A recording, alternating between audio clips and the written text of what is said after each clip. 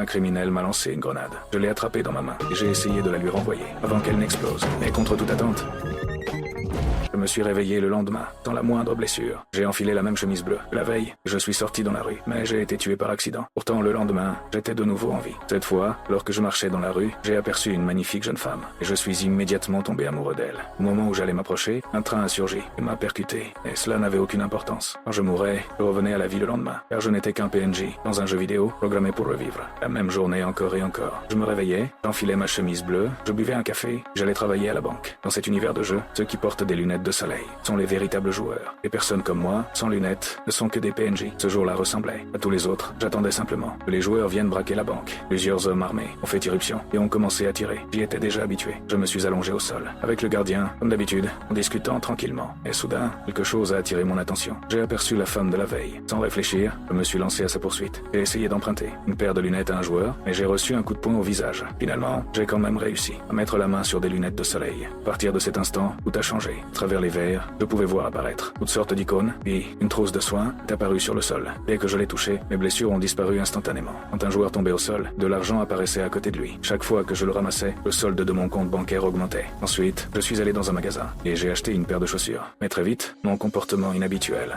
a attiré l'attention des programmeurs. Ils ont soupçonné qu'un pirate informatique s'était introduit dans le système. Ils ont donc décidé d'entrer dans le jeu pour m'éliminer. Quand je les ai vus me poursuivre, j'ai pris peur et je me suis mis à courir de toutes mes forces. J'ai alors remarqué qu'il y avait un bouton sur mes chaussures. Je l'ai immédiatement pressé et d'un seul bond, je me suis retrouvé au sommet d'un immeuble de 10 étages. Mais les programmeurs ont rapidement rattrapé. Comme je n'avais nulle part où fuir, je n'ai eu d'autre choix que de sauter à nouveau. À ma grande surprise, j'ai sauté du haut du gratte-ciel. Les programmeurs ne pouvaient pas tolérer cela. Ils ont directement modifié le code. En utilisant les bâtiments environnants, ils ont créé des échelles pour continuer à me poursuivre. Mais cette fois, il n'y avait plus aucun chemin devant moi. Ayant aucune autre solution, je suis tombé dans le vide. J'ai essayé d'attraper une corde, mais je l'ai manqué. À cet instant critique, j'ai utilisé les lunettes de soleil.